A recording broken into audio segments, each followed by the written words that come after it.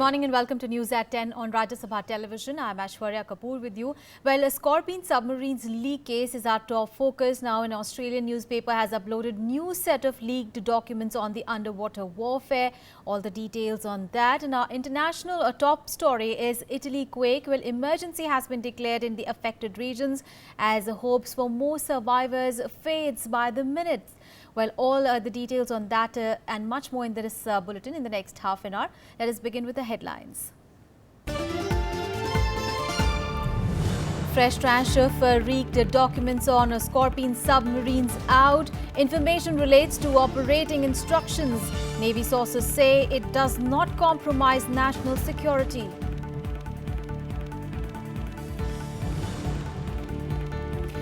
Expert panel recommends Pava shells to replace pellet guns for crowd control in the Kashmir rally. This after Home Minister assured an alternative will be found soon during Srinagar visit.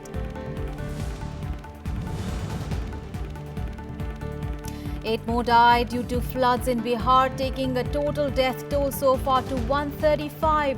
Rivers continue to be in spate in Uttar Pradesh and West Bengal.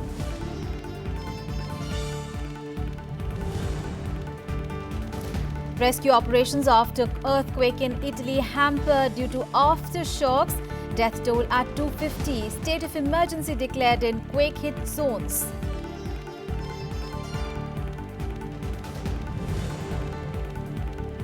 And Brazil Senate opens impeachment trial of a suspended President Dilma Rousseff. Vote expected after trial ends on Monday.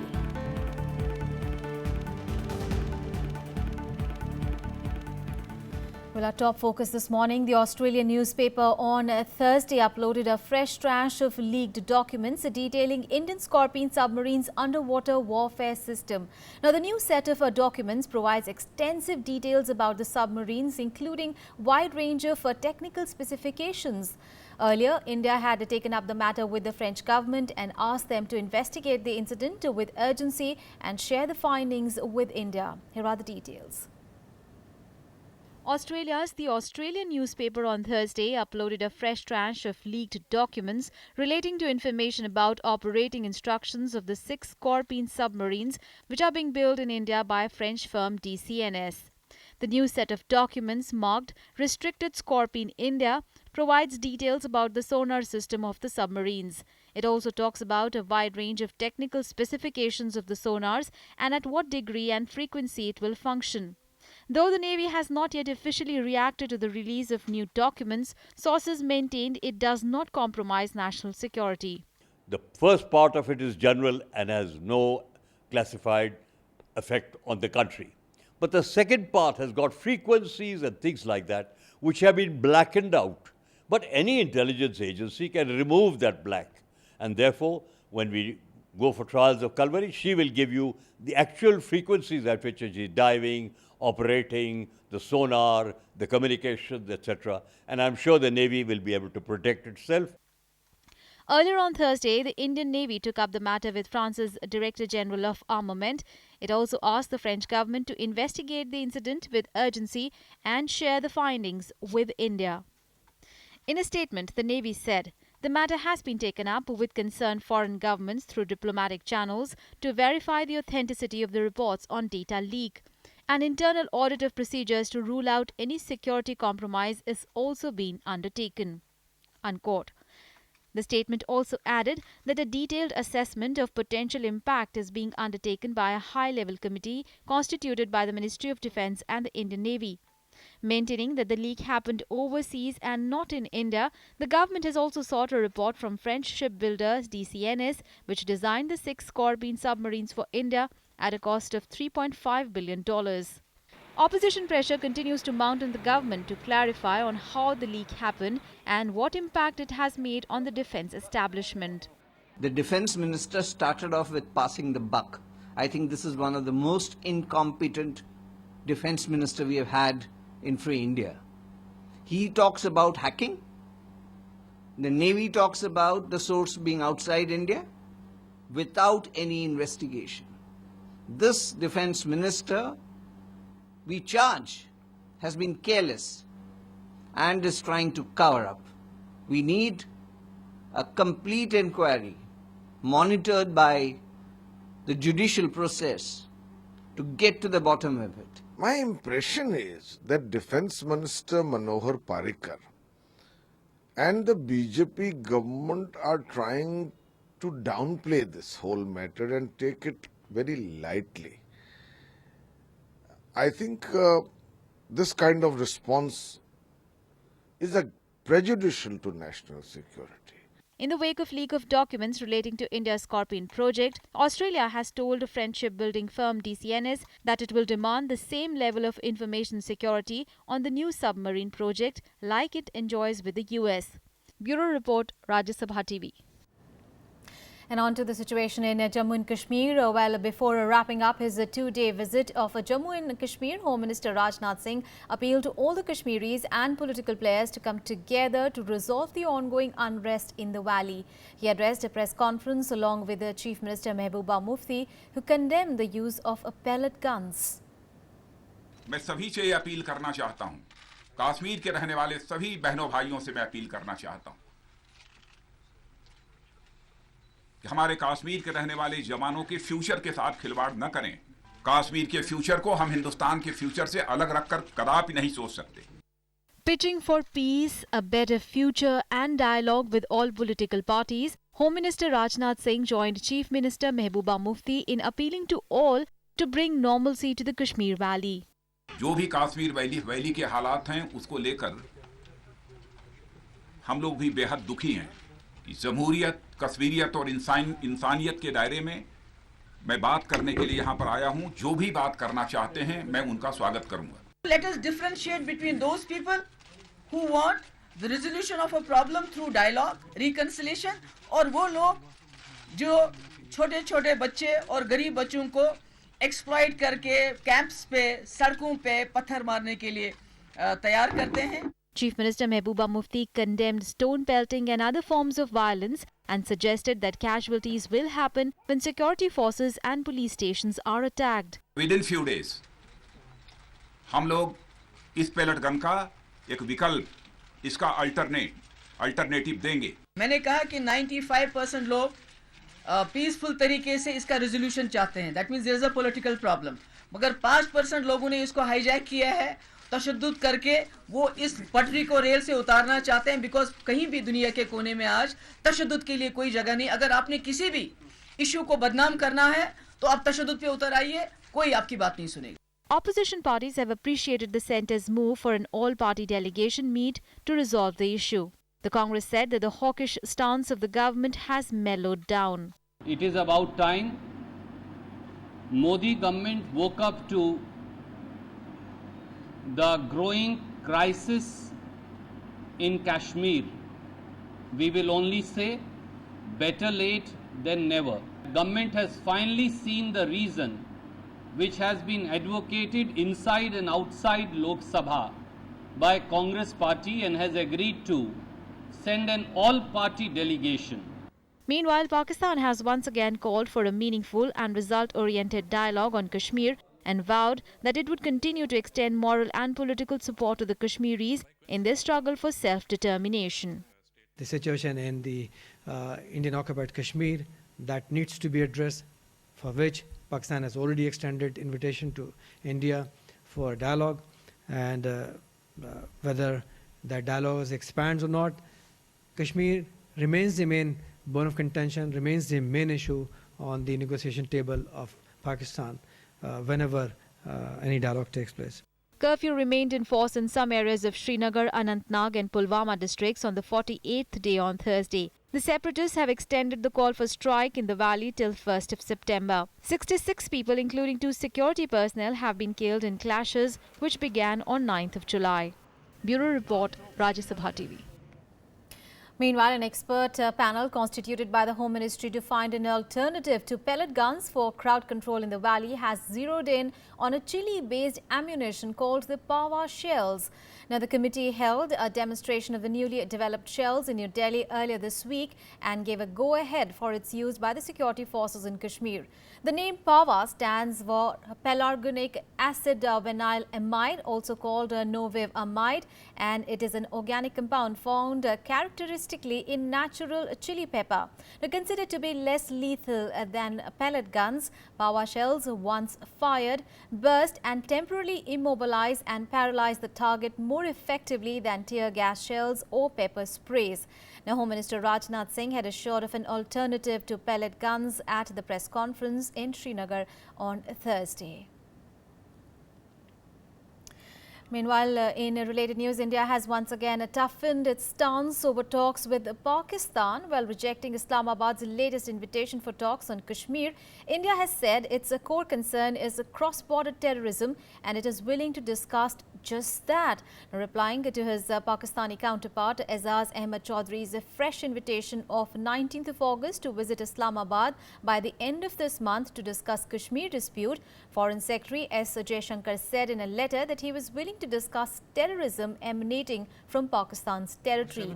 Now, PTI is quoting sources as saying that Jaishankar's letter was handed over by the Indian High Commissioner Gautam Bambawale to Chaudhry on Thursday. The reply again stressed on the need for earliest possible vacation of Islamabad's illegal occupation of Pakistan-occupied Kashmir. Well, this is Pakistan's second invitation in the last 10 days over talks on the Kashmir issue. Meanwhile, Afghanistan has said that the attack on the American university in Kabul was orchestrated in Pakistan. Well, the allegation came from the Afghan presidential office. 16 people, including 8 students, were killed after militants stormed the university campus on Wednesday evening. 53 people were injured in the attack. The 10-hour raid say explosions and gunfire rocked the campus after the attack.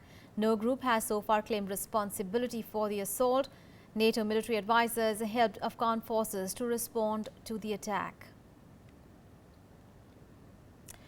And back home, Secretary of State John Kerry will visit New Delhi to attend the second India-US Strategic and Commercial Dialogue. Well, the visit is slated between 29th and 31st of August. Kerry will co-chair the second US-India Strategic and Commercial Dialogue along with US Secretary of Commerce Penny Pritzker. Now, External Affairs Minister Sushma Swaraj and Minister of State for Commerce and Industry Nirmala Sitharaman, along with the members of the US delegation and their Indian counterparts, will join the leaders. In January 2015, US President Barack Obama and Prime Minister Narendra Modi had elevated the existing US-India Strategic Dialogue to the Strategic and Commercial Dialogue to reflect the growing significance of the US-India economic relationship.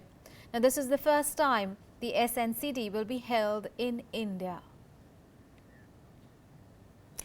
Now, a look at what all events are slated for the day. Here is the day ahead. Prime Minister Narendra Modi has called a meeting of his Council of Ministers to review progress on budget proposals. Well, this is the first major review exercise since the reshuffle in the month of July. According to sources, a progress report has been prepared to discuss each budget proposal and identify hurdles in implementation. The two-day SAARC finance ministers meet in Islamabad will conclude today. Economic Affairs Secretary Shanti Kanta Das is representing India. This after Finance Minister Arun Jaitley opted out of the event, citing political reasons. The Aam Aadmi Party Political Affairs Committee is likely to take a final call on the removal of the party's top office bearer in Punjab, Sucha Singh Chotepur. Well, this after a sting video allegedly showed him accepting money from party volunteers. Now, 21 AAP leaders from Punjab have written to Arvind Kejriwal asking him to immediately sack Chotepur. The monsoon session of the Haryana Assembly begins today as the Manohar Lal Khattar-led BJP government would try to get the goods and services tax bill passed in this session. The Assembly session, which was to begin on 19th of August, had been deferred by a week after Khattar announced that many legislators had requested that they wanted to see the state's athletes take part in the Rio Olympic Games.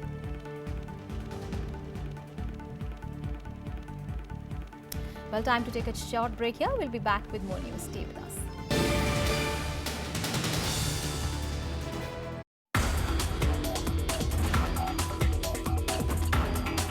Blindness can come in a variety of ways. 3.5 to 3.8 crore people in India are 360 blind. 3 million to 3.5 million Indians can be cured in 10 minutes if they are only refractive index blindness. Watch Eureka with Dr. D. Balasubramanian, renowned ocular biochemist, only on Rajya Sabha TV. Welcome back after the break. Now, from 31st of August, a travel insurance cover of up to 10 lakh rupees can be availed while booking a train ticket online by paying less than a rupee.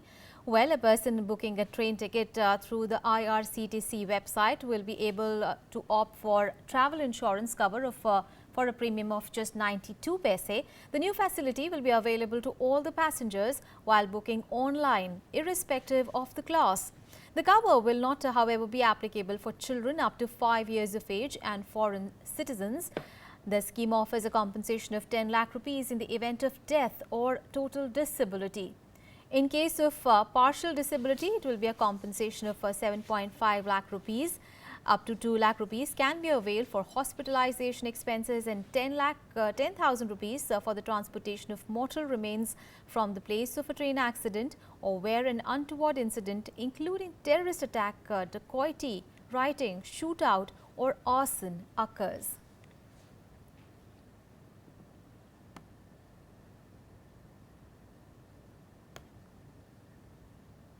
And now we look at the flood situation across several states in the country. Well, in Bihar, with reports of 8 fresh deaths on Thursday, the total toll due to floods so far has increased to 135. The floods have affected over 31 lakh people in 12 districts. The rivers Ganga, Soni, Punpun, Ghagra and Kosi are flowing above the danger mark. Bihar Chief Minister visited the various relief camps in Patna to interact with those affected. Meanwhile, in Uttar Pradesh, 28 districts have been affected by floods and water has been receding in major rivers, but they're still flowing above the danger mark. The Ganga and Yamuna river water level is decreasing in Allahabad, Varanasi and Balia, Kalpi, Hamirpur and Chilaghat. Over 8 lakh people in 987 villages in Varanasi, Allahabad, Ghazipur and Balia are affected by the floods. Meanwhile, in West Bengal's Malda, a child was swept away in swirling water and around 29 villages were flooded in many parts of the district. The vast area of Kaliachak block was submerged by water from river Ganga, which is flowing above the danger levels. The administration has opened 4 relief camps for those displaced. Meanwhile, heavy rains in the north Indian town of Shimla remained disrupted because of water logging that has added to the woes of the locals. The Met Department has forecast moderate to light rains during the next 4 days in the state. And now look at the dengue situation across the several states of the country. Well, in Delhi, around 90 cases of dengue have been reported so far, marking a spike of 80% over the last week. 311 cases of dengue have been reported till 20th of August and has claimed 4 lives till now. Now, 20 new cases of chikungunya have also been reported. Around 2,300 workers have been engaged by civic bodies to check mosquito breeding in the national capital. Meanwhile, in West Bengal, a 65-year-old woman died, taking the death toll due to the vector-borne disease to 23 in the state. A total of 510 new dengue cases have also been reported in the state in the last 24 hours. Also, 510 patients tested positive, taking the total number of persons affected since January to more than 5,600. Now, most of the cases were reported from districts like Havra, Hooghly, North 24 Parganas and South 24 Parganas. Meanwhile, in Maharashtra, 994 suspected cases of dengue have been reported so far. The Brihan-Mumbai Municipal Corporation confirmed that there were 69 cases of dengue. The BMC took effective measures to deal with all possible efforts, including educating people about it. Well, our top international focus, the latest on the earthquake in Italy, where a state of emergency has been declared in the regions that have been worst hit by Wednesday's quake, as the death toll has climbed to at least 250. Well, the number could rise further, with the rescue teams working for the second day running to find survivors under the rubble of flattened towns. Now, Amatrice's town has been the worst hit. Remember, it was voted last year as one of Italy's most beautiful historic towns. Well, Prime Minister Renzi has said that reconstruction is going to be a huge challenge. Another rough shake of the ground in Amatrice town in Italy, as rescuers desperately comb through mountains of rubble for a second day. This is one of the many aftershocks to have followed Wednesday morning's 6.2 magnitude quake that reduced villages to rubble in central Italy. Rescuers scatter as a few already damaged structures tumble down. Aftershocks like these are hampering search efforts. While miraculous rescue stories are many and close to 5,000 workers toil hard to pull out people alive, they warn that finding survivors now will be very difficult. Bisogna conoscere innanzitutto il numero preciso di dispersi per poter capire qual è il lavoro che ci attende. Questo ovviamente noi andiamo avanti senza interruzioni fino a che non avremo accertato ovviamente che non c'è più nessuno. An eerie silence hangs over villages which lie close to the epicenter of the quake. Worst affected are the towns of Amatrice, Accumuli and Arquata del Tronto. Only the sound of a tap running in the square broke the silence in one of the villages here, and it is unlikely anyone will be coming back anytime soon. Nello stesso tempo il fatto di essere sopravvissuti ti dice andiamo avanti un momento alla volta, domani non esiste assolutamente, pensare a domani è un minuto alla volta, però ringraziando Dio c'è un po' di tutto, c'è da mangiare, c'è chi salva la vita visto che manca metà della popolazione. While many other nations have promised assistance, the quake is a test for the Italian government. Prime Minister Matteo Renzi conceded what the country desperately needs now is massive reconstruction. Due esigenze. Da un lato pensare alla ricostruzione. Il fatto di vivere queste ore nelle lacrime e nell'orgoglio non deve farci dimenticare che noi abbiamo un impegno morale. Italy is vulnerable to earthquakes, sitting on two fault lines. There have been two major quakes in 2009 and 2012. Rescuers have warned that the final death toll of Wednesday's quake may exceed the total that perished in L'Aquila in 2009, when a 6.3 magnitude quake claimed 308 lives. Bureau Report, Rajya Sabha TV. News from South America now, where the impeachment trial of Brazil's first woman president, Dilma Rousseff, has begun. The Senate trial was opened by the Supreme Court president. Now, there are high expectations that the suspended leader will be sacked within days. Now, the result of the impeachment is almost sure, with Rousseff being found guilty of cooking the budget books to mask the depth of economic problems during her 2014 re-election campaign. Now, if she is removed from office, her former vice president turned rival, Michel Temer, will be sworn in to serve until 2018. Well, the trial will end on Monday when Rousseff, who was suspended from office in May, addresses the Senate herself for the first time. A vote is then expected within 48 hours, with the two-thirds majority of the 81 senators required to bring Rousseff down. De decidir sobre o futuro de uma presidente da República eleita pelo voto popular, acusada da prática de crimes de responsabilidade. E os agentes econômicos agora estão olhando para o próximo passo importante, que é a questão da votação da PEC do teto dos gastos, que é crucial para definir o sucesso ou fracasso econômico dos próximos anos do nosso país. And let's get you some more international stories. Here is the World Wrap.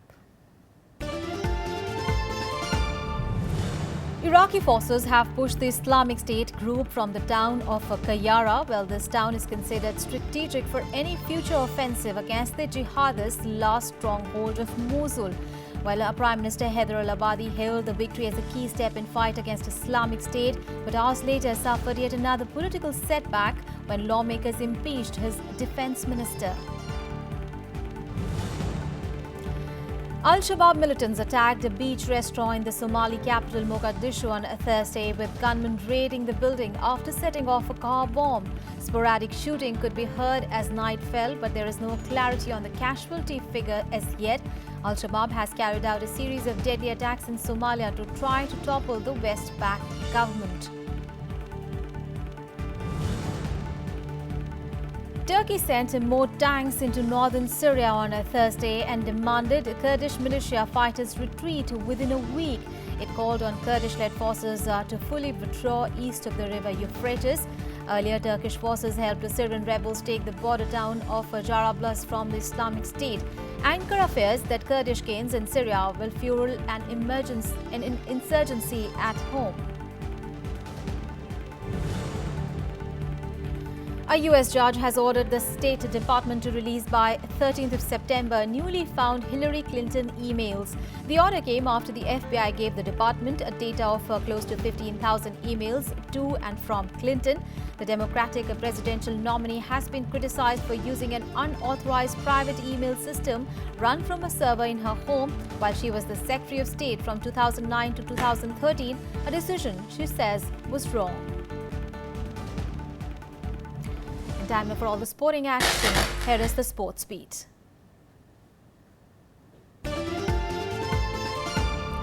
Ace shuttler Saina Nehwal on a Thursday dropped 4 points to be 9th, while compatriot PV Sindhu remained on the 10th spot in the Badminton World Federation rankings, despite getting a silver in the women's singles competition at the recently concluded Olympic Games.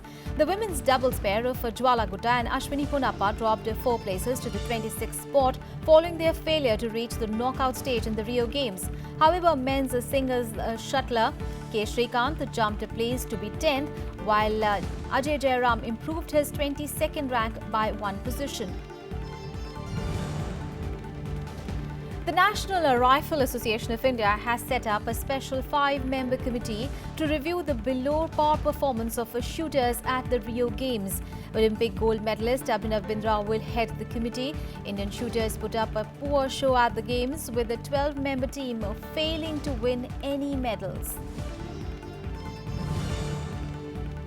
Sri Lankan top-order batsman Tilakratne Dilshan announced that he will retire from international cricket after the ongoing series against Australia. Dilshan, who retired from Tests in 2013, is the 4th Sri Lankan to reach 10,000 runs in ODIs. Dilshan will play his last ODI against Australia on Sunday, while his final T20 will be against Australia on 9th of September. And Serena Williams and Novak Djokovic have been named the top-seeded players at the US Open. 6-time US Open champion Serena will be the top seed in the women's draw, while world number 1 and defending champion Novak Djokovic and Andy Murray are the top 2 seeds in the men's category. Neither Williams nor Djokovic has played a match since early exits at the Rio Olympics. Manchester City have signed goalkeeper Claudio Bravo from Barcelona for €18 million. Bravo signed a 4-year contract with the club. Bravo joined Barcelona in 2014 and won 2 La Liga titles and the FIFA Club World Cup. He was also part of the Champions League winning squad in 2015, but never played in competition for Barca.